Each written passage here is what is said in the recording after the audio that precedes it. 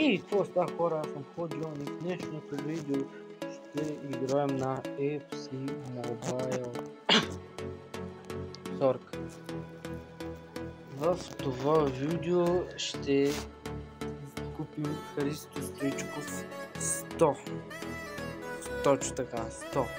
Това е третия път, в който записвам това видео и вече съвсем ми е станало до FC Mobile. Така че да, ще го купим.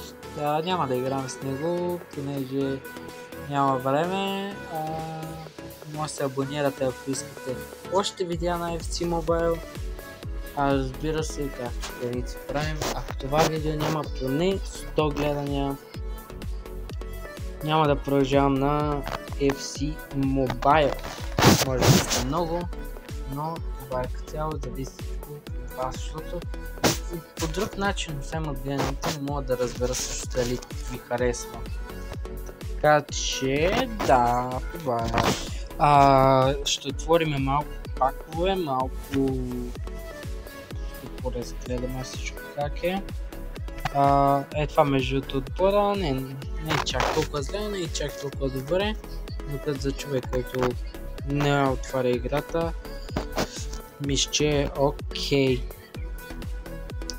В това видео няма да играме, както казах вече, с Христо Стоичков, ще остане за някое друго видео, така че да, така ще стане.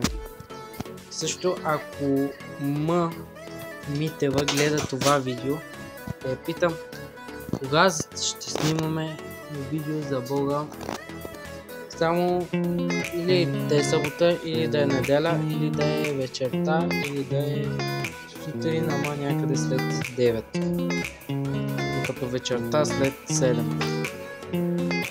Да, ако гледа, точно това искам да кажа.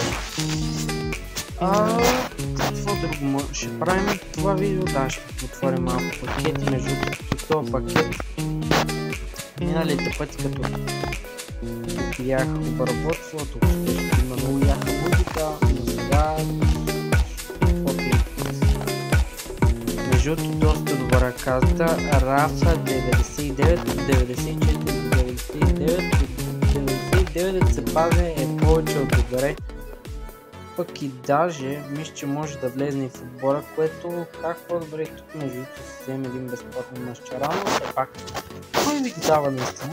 Може да напишете в коментарите кой да си купа, къде да подбера отбора, разполагам с те коинсове. И да, с това разполагаме тук. Кой тях футболист? Някакъв 100, не го знам. Александър Арнолд, не. Май, 90. Да, тук ще видим малко евентите, няма да играем, просто ще ги видим.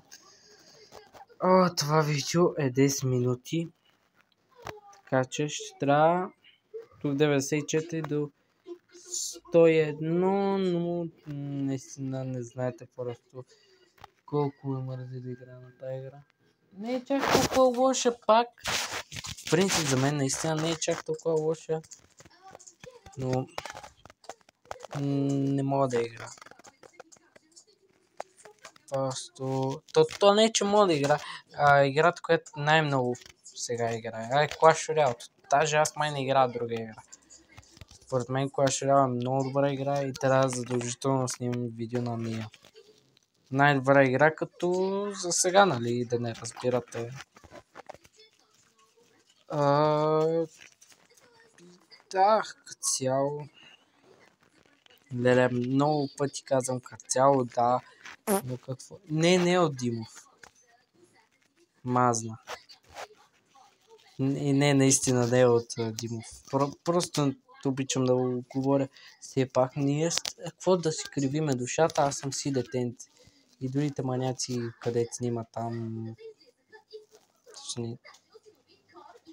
Не мога да кажа точно кои, но има и други такива ютубъри, да ги кажем, защото ние като цяло не сме си ютубъри. Според мен да си ютубър трябва да имаш някаква много голяма аудитория, която много те гледа. Примерно поне 100 000, ако не дори. Пък, нали, не искам да ги хейтя. Пак може да си качват доста добри видеа, все едно имат 100 000. Но според мен да се наричаш ютубър, трябва, нали, да си все едно добър във видеята. Не как ги обработваш, а всъщност все едно да си мил. И примерно, да кажем кой. Някой, примерно, който доста се старае, пак за обработването, но и да не е, примерно, някакъв iShowSpeed, където само с някакви глупости се занимава. Тук, по принцип, започнахме с FC, завършихме на iShowSpeed, което всъщност това iShowSpeed и FC нямат. Всъщност са доста близки, защото и iShowSpeed доста игра на някакви стримове.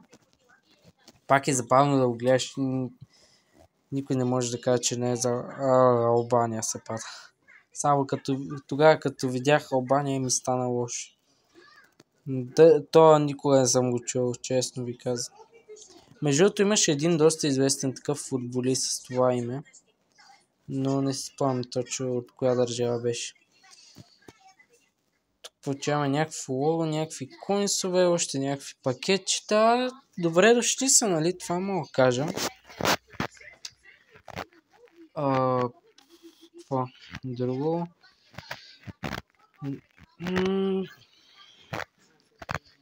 Не съм играл даже матчове там на Versattack, Head to Head, Manager Mode, съвсем да не говорим.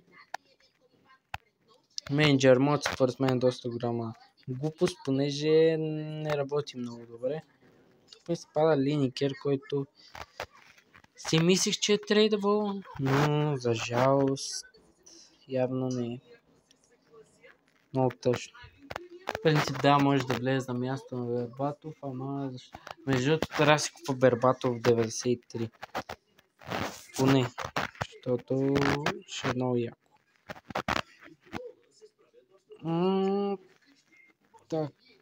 Така.